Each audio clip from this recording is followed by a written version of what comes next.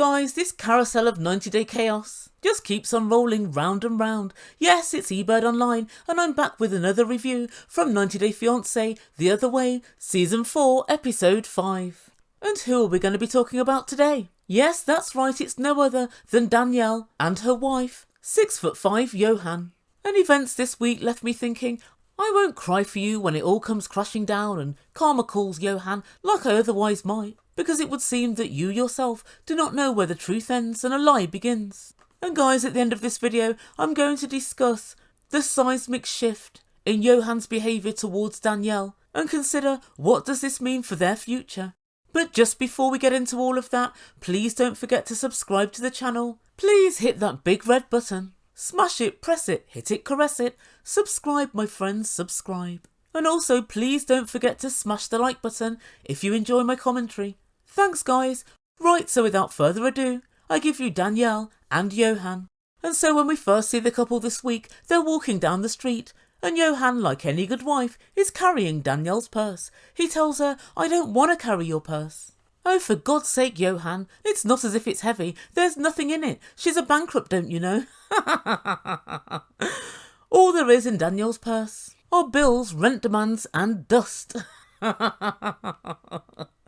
Lots of dust. Last week, TLC gave us a much-needed week off from Danielle and Yohan's shenanigans, and I, for one, am eternally grateful. It's given me time to fortify myself for the fuckery that's about to occur. So Danielle and Yohan are going to meet one of Danielle's friends from New York, Sophie, and they arrive at the bar and immediately I recognise her as one of her old clients from her now defunct yoga studio. And Danielle tells production that her friend Sophie thinks that Yohan is using Danielle she thinks is a sanky-panky. Well, what's he using her for? Perhaps money, or a visa to the USA. Sophie, let me let you in on a little secret. Danielle has no money, she's a bankrupt. In fact, she owes $224,000. Worry number one solved. In addition to this, she has no capacity to sponsor Yohan's move to the US. She's unable to get him a visa. Problem number two done and dusted, case closed. And it would seem that Sophie doesn't know Danielle very well at all. She tells us that Danielle's a very trusting person, and apparently she sees the good in everybody. Well, Sophie, I'll tell you who else was trusting. Danielle's landlord, the Easy Pass system, New York taxation, and everybody else she owes money to.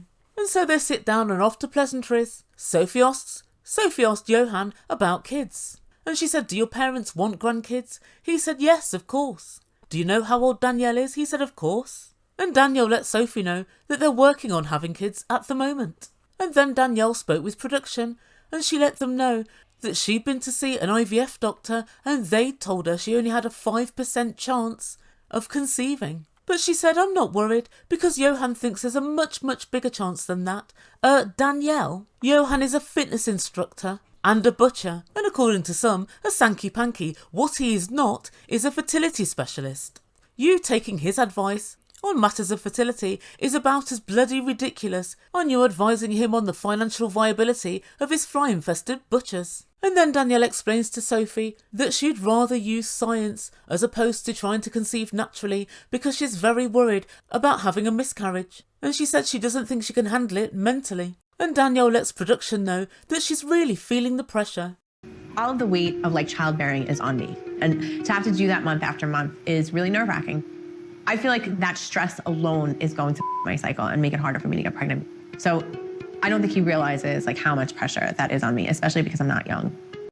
And as they discuss her fertility, Danielle starts crying. And amidst this charged environment, Yohan lets out, well, quite a revelation. Yohan tells Sophie he's got other people pregnant before, but some of them have had terminations. And at this point I just want to note for the record that he speaks about this in plural. And so Danielle said, wow, this is the first time I'm hearing of this. Guys, these two have got so many secrets from each other, I'm surprised they know each other's real names.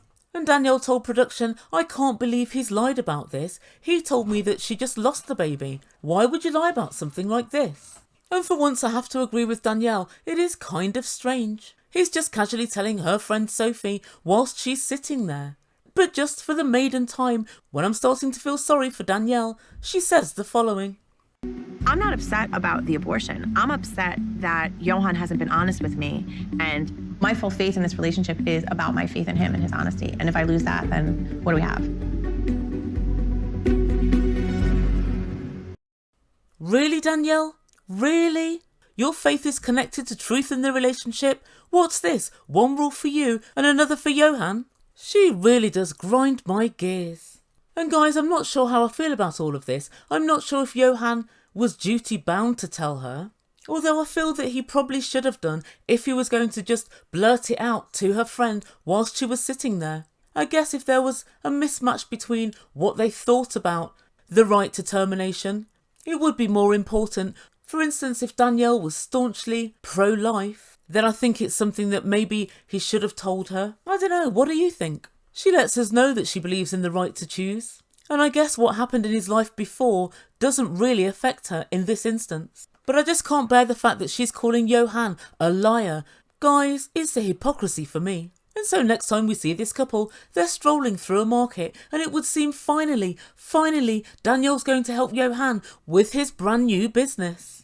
And she tells us they've agreed to keep it open for the next 9 months to see if he can cover some of his many losses. You mean the beginnings of a business, Danielle? Or perhaps for you, the beginning, middle and end of a business?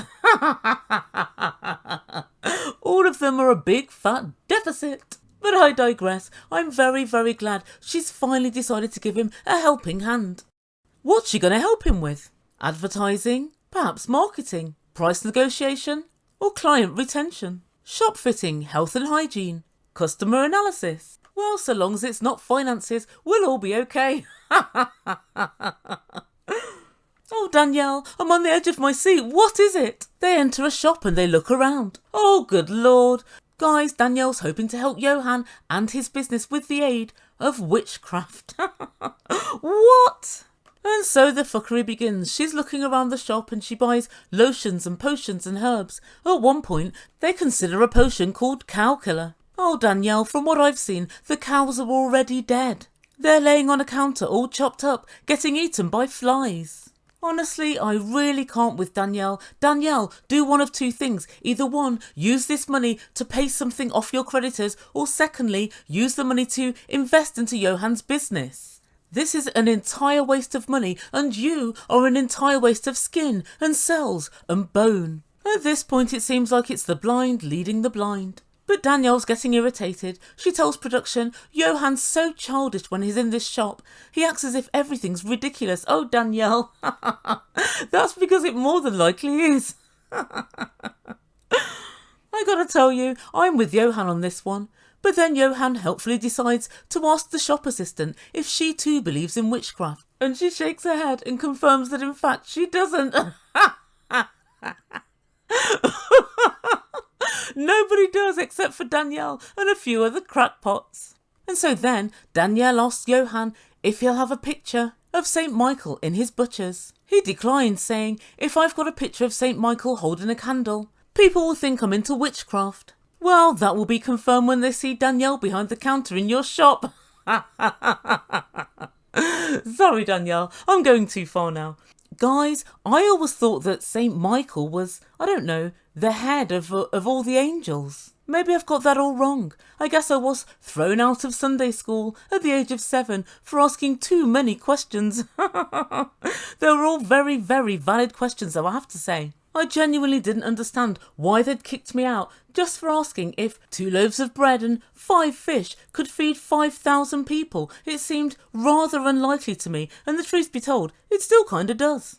I'm still awaiting an answer to a very pertinent question. And guys, before you all try and cancel me, simply remember this. God made me this way. I'm his creation. I'm his brainchild. If you've got any beef, it's with him and not with me. I'm all his fault.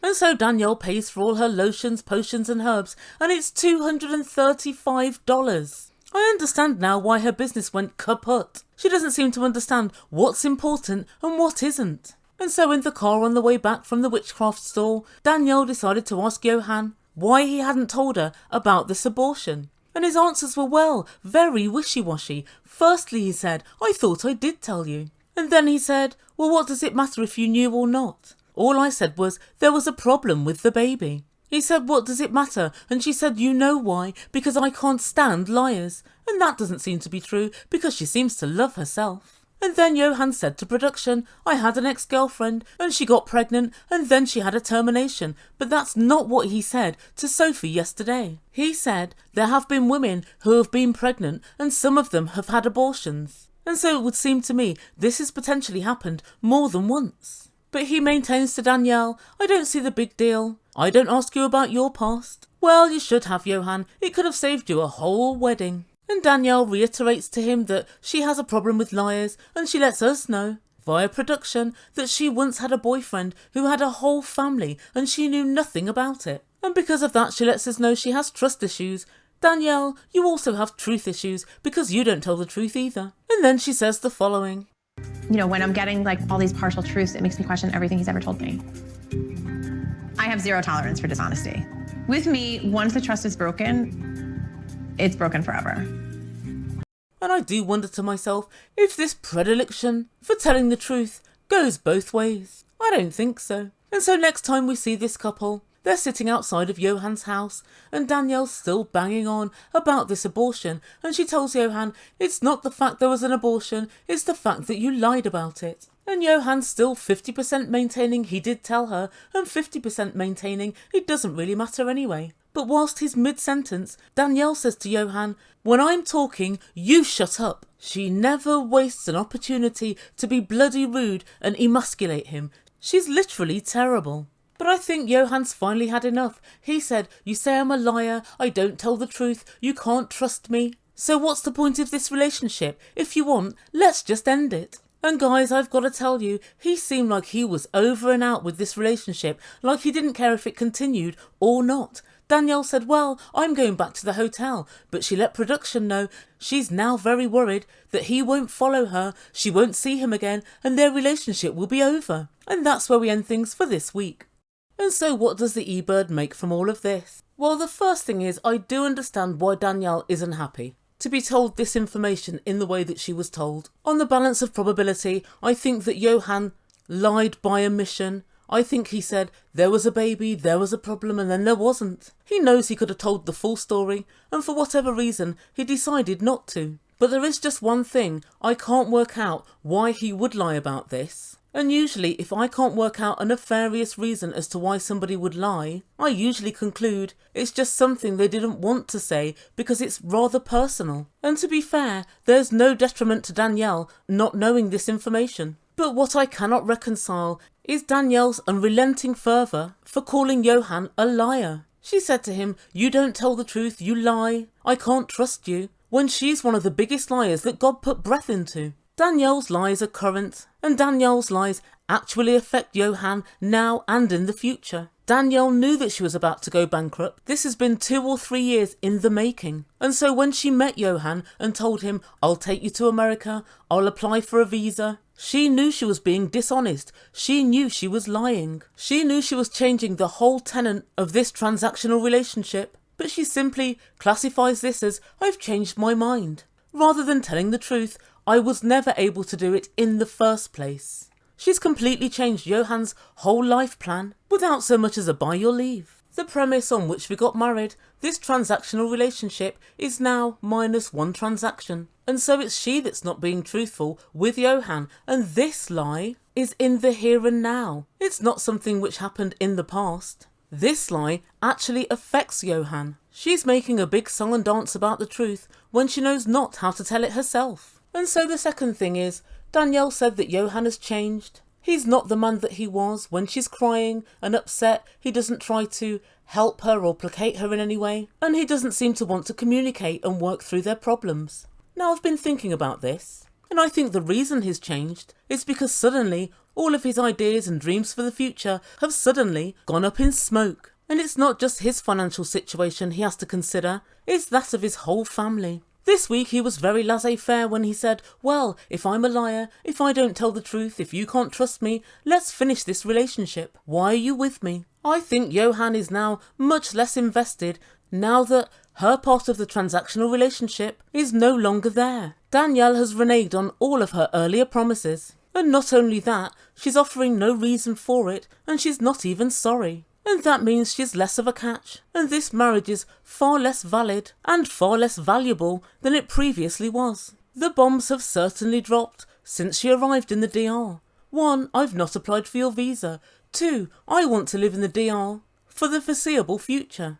3. She's been very unsupportive regarding his business. And 4. She wants to live in the lap of luxury in a very expensive apartment, and she wants to know how he plans to pay for this and how much he can give her. In addition to this, she tells him, when we have a baby, you need to have enough money to support me. I'm not going to be your sugar mama. And all of this when she knows very well that his wage supports his family as well. Yup, things have changed all right. I think he's just taken stock of the situation and he thinks, well, if she wants out, then go. I'm not really losing that much. And guess what, guys? I think there's more chance that Danielle will pay the £224,000 that she owes than Yohan changing his attitude. And there's just one final thing.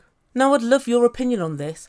I think when Yohan started speaking to Sophie, he was mildly flirting with her. Not really flirting, but he was very open and very friendly. I think we've seen a glimpse into his actual real character, and I think in no time at all he'll be flirting it up with some other older lady who can actually supply his American dream. His facial expressions and body language kind of said to me, I'm back on the market. Maybe as per usual, I'm over-analysing, but something about his conduct told me that it's not just his butcher's shop which is open for business.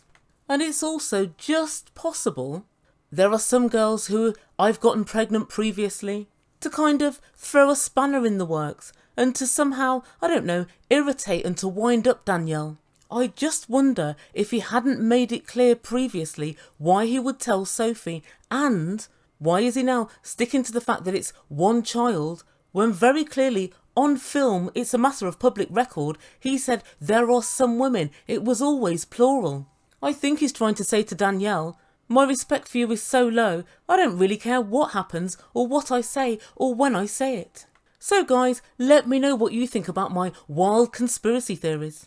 Do you think that Yohan has changed? Do you think he lied to her about this previous situation? If he did lie, why did he lie? And why did he tell the truth at this point in this way? I've got a feeling that he's more or less checked out, but I'd like to know what you think. Please do let me know what you think in comments down below, and I'll get on with my next video. Please don't forget to smash that subscribe button, and don't forget to hit the like as well. Help your girl out, and I'll get on with my next video. Thank you so much for listening. You've been listening to Ebird Online, and I bid you good day.